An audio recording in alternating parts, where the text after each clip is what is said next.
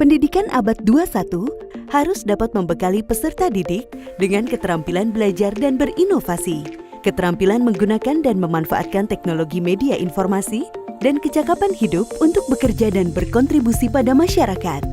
Keterampilan-keterampilan inilah yang dinamakan dengan konsep kecakapan hidup abad 21.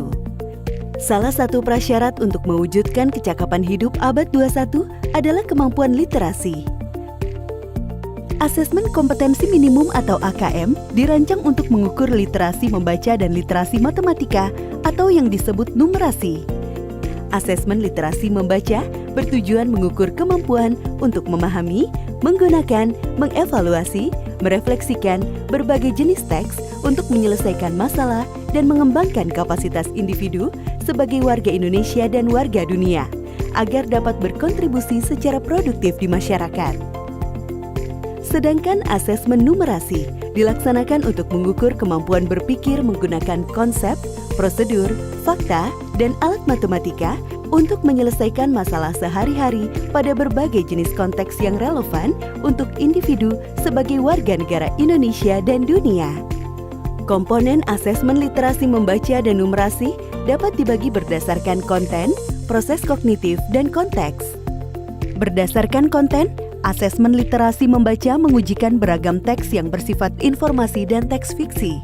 Sementara asesmen numerasi mengujikan bilangan, geometri dan pengukuran, data dan ketidakpastian, serta aljabar.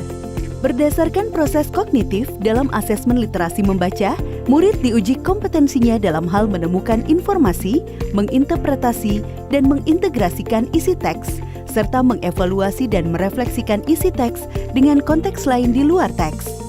Sementara itu, asesmen numerasi melibatkan proses pemahaman konsep, kemampuan penerapan konsep untuk masalah rutin, serta bernalar untuk menyelesaikan masalah non-rutin.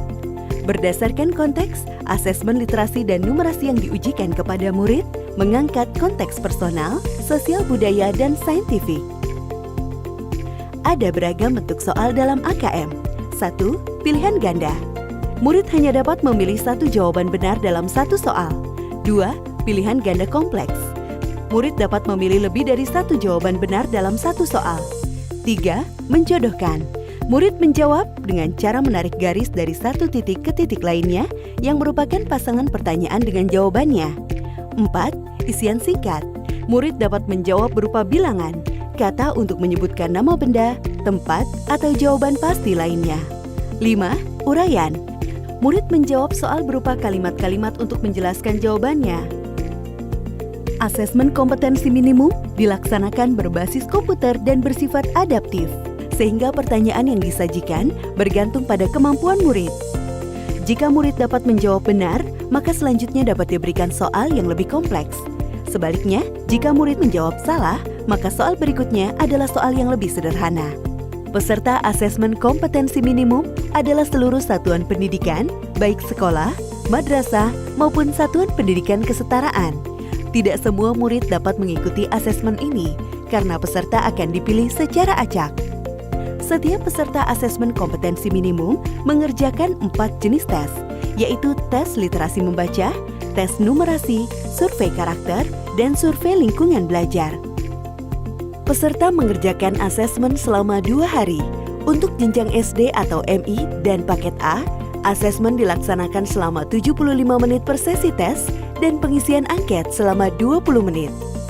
Untuk jenjang SMP atau MTS dan paket B, serta jenjang SMA atau MA, SMK dan paket C, asesmen dilaksanakan selama 90 menit per sesi tes dan pengisian angket selama 30 menit. Hasil asesmen nasional tidak ditujukan untuk individual murid. Laporan hasil asesmen ditujukan untuk level sekolah dan daerah.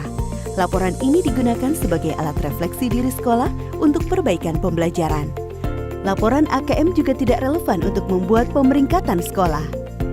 Dengan asesmen kompetensi minimum literasi dan numerasi, kita siapkan para penerus bangsa yang mampu menghadapi abad 21.